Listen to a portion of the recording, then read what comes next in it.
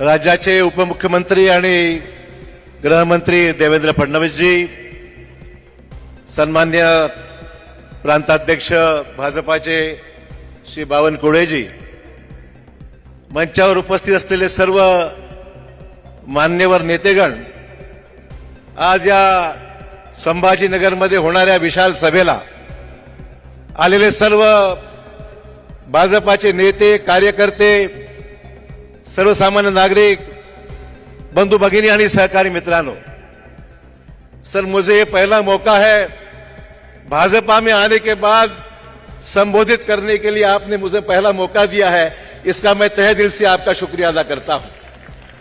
आदरणीय देश के यशस्वी प्रधानमंत्री नरेंद्र मोदी जी, अमित भाई शाह साहब, जेपी नड्डा जी, हमारे देवेंद्र फडणवीस जी और बावनकुळे जी, इन सभी लोगों के आशीर्वाद से मुझे आपने इस परिवार में शामिल किया, उसके लिए लाख लाख धन्यवाद आपको यहां पर मैं देता हूं।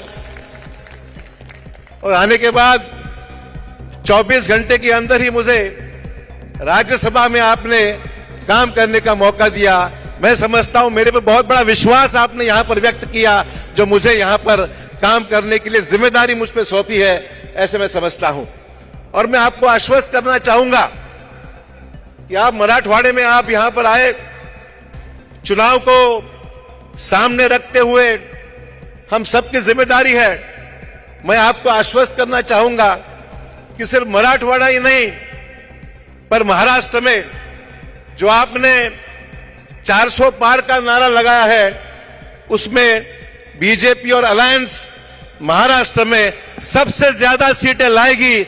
मैं ये कह के यहां पर कहना चाहूंगा, ये योगदान हम सबका रहेगा, पर खास करके मुझ पर जो आपने विश्वास व्यक्त किया है, उसकी पूरी जिम्मेदारी आज मैं आपके सामने यहां पर कबूल करता हूं और आश्वस्त करता हूं कि मेरे सब साथी मराठवाड़े के एक जमाने में एक दूसरे के सामने थे, आज हम दूसरे के साथ हैं और साथ मिलकर इस मराठवाड़ा के जरिए हम बता देंगे कि निश्चित तौर पर मोदी साहब का जो नेतृत्व है, उसमें एक निश्चित तौर पर अच्छा काम करने का यह मौका मिला है।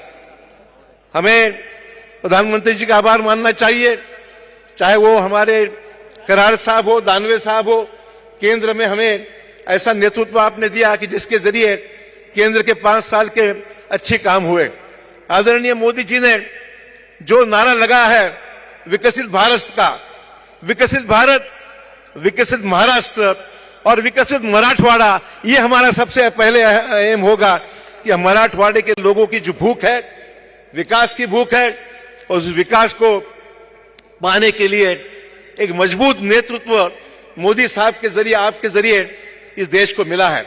आणि म्हणून मला पूर्ण खात्री आहे, जो रोड मॅप मोदी साहेबांनी आम्हाला दिलेला आहे, देशामध्ये रेल्वे कनेक्टिव्हिटी चांगली झाली, हायवेज झाले, देशामधल्या गरीब शेतकऱ्यांसाठी सन्मानपूर्वक योजना आणण्यात आल्या, सामान्य माणसाला दिलासा देण्याचं काम झालं, मुंबईचा चेहरा मोहरा गेल्या 5-7 वर्षामध्ये चांगला बदलला गेलेला आहे। हे फार मोठं योगदान जे महाराष्ट्रामध्ये आपण दृश्य पाहतोय, प्रत्यक्ष पाहतोय, नुसती आश्वासनं नाहीत, प्रत्यक्षामध्ये ही सगळी कामं आपण अनुभवतोय, पाहत आहोत। आणि म्हणून या सगळ्या कामामध्ये जे योगदान राहिलंय, केंद्राचं एवढं मोठं समर्थन राहिलेलं आहे आपल्याला, की केंद्र सरकारच्या माध्यमातून गेल्या 10 वर्षामध्ये खूप जबरदस्त काम या देशामध्ये झालं, चेहरा मोहरा बदललाय, तीर्थक्षेत्रांचा विकास मोठा झाला, आपण सर्व अनुभवतोय, हे पाहतोय। आणि म्हणून या सगळ्या योजना येत असताना देशामध्ये भरपूर काम झालं। एम्सची, ऑल इंडिया मेडिकल सायन्सेसची मोठ्या 10 वर्षामध्ये संख्या आपली साधारण 16वर गेलेली आहे। मेडिकल कॉलेजची संख्या जवळपास 387 वरून 654 वर गेलेली आहे। एमबीबीएसच्या जागा वाढलेल्या आहेत, 1 लाख साधारण जागा एमबीबीएसच्या झालेल्या आहेत। आणि गरीब नागरिकांसाठी 5 लाख रुपयापर्यंत उपचार सुविधा केवळ आणि केवळ मोदी साहेबांच्यामुळे प्रधानमंत्री जन आरोग्य योजना आज देशावर सर्वत्र लागू झालेली आहे। त्यामुळे विकासाला प्रत्येक क्षेत्रामध्ये राष्ट्रीय पातळीवर, आंतरराष्ट्रीय पातळीवर भरपूर कामं या देशामध्ये निश्चित चांगल्या पद्धतीने या ठिकाणी सुरू झालेली आहेत। मी दुसऱ्या पक्षात असताना सुद्धा मी कधी टीका टिप्पणी मोदी साहेबांवर व्यक्तिशः यासाठी केली नाही, जे चांगलं चाललंय तर चांगलंच म्हणलं पाहिजे हे मी या ठिकाणी कबूल केलो. या ठिकाणी दानवे साहेबांचं काम असेल, वंदे भारत एक्सप्रेस ही मराठवाड्यात आणण्याचं काम जर कोणी केलं असेल तर आमच्या दानवे साहेबांनी खूप योगदान दिलं. या ठिकाणी कराड साहेबांनी मोठं काम या ठिकाणी मराठवाड्यात केलं. हे योगदान साधं सुद्धा योगदान नाहीये. संधी मिळाली, संधीचं सोनं केलं आणि मराठवाड्याला न्याय द्यायचं काम केलं. अनेक प्रश्न आहेत, सर्वांचा वापर मी या ठिकाणी करणार नाही, परंतु मराठवाडा कृषीप्रधान क्षेत्र आहे. या भागात अनेक समस्या अजूनही आहेत, ते पूर्ण आपल्याला करायच्या आहेत. मला या ठिकाणी मुख्यमंत्री शिंदे साहेबांचं, देवेंद्रजींचं आभार मानले पाहिजेत की मराठा समाजाला 10% आरक्षण कायद्याने दिलं, हे मला मुद्दाम या ठिकाणी नमूद केलं पाहिजे. आणि ज्याच्यामुळे निश्चितच फार वर्षापासून हा प्रश्न अडकला होता, तो मार्गी लागला. सगळ्या सोयऱ्यांचा विषय सुद्धा कायदेशीर प्रक्रिया पूर्ण करून तोही मार्गी लागणार आहे, याबद्दल शंका आम्हाला नाहीये. आणि म्हणून निश्चित जे चांगलं चाललंय त्याचे या ठिकाणी आव्हान नक्की मानले पाहिजेत. मात्र मी जास्त वेळ या ठिकाणी घेणार नाहीये, परंतु विकसित भारताच्या स्वप्नपूर्तीसाठी अब की बार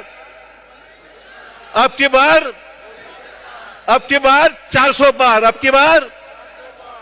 तर मित्र, अधिक वेळ मी न घेता, वेळेची कमतरता असल्यामुळे अधिक वेळ मी घेत नाही. या ठिकाणी शहासाहेबांचं मनपूर्वक या ठिकाणी स्वागत करतो आणि आपल्या सर्वांना आश्वस्त करतो, मिळून काम करूया आणि मराठवाड्यात दाखवून देऊया की सर्वच्या सर्व जागा आपल्या युतीच्या आपण निवडून देऊ. जय हिंद, जय महाराष्ट्र.